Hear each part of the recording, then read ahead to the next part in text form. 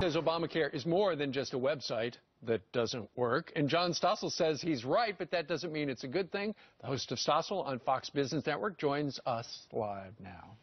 It's a good thing in that this complication, which no one can, this at least makes people think about costs. Yeah.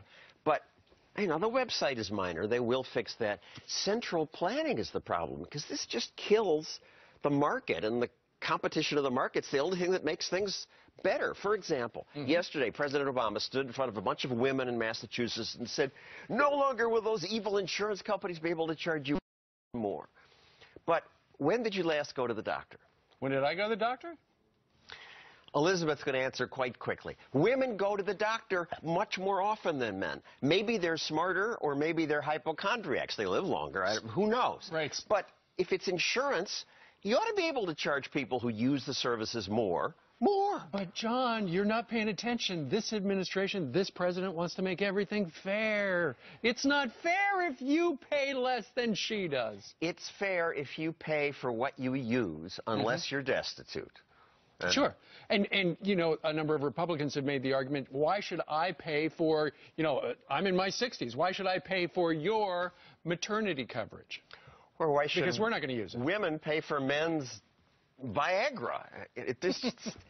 This mandating all the stuff it has to cover just takes away consumer choice. I understand, you actually think that there is an upside to Obamacare. Well, that fact that for the first time, people are at least aware that, gee, not everything is free. I wonder what this costs. And more Americans, because companies are dumping their plans, they're not attached to your employer, and more are going into these things called health savings accounts, which lets the customer make his own decision. Some say to their doctor, hey, you know, I'll pay you cash now. Doctor says, what? No paperwork, no waiting 2 months, half the price. But we thought we were making our own decisions now. There are millions of Americans who are getting cancellation notices because they own what the president referred to as cut-rate insurance policies by bad Apple providers and stuff like that. And now we're going to have to buy insurance that is up to the government standard, even though maybe we would rather just save money.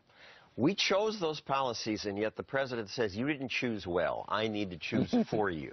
And if you look around the globe, if you look at what they do in Singapore, I understand they've got a system that is working and costs less.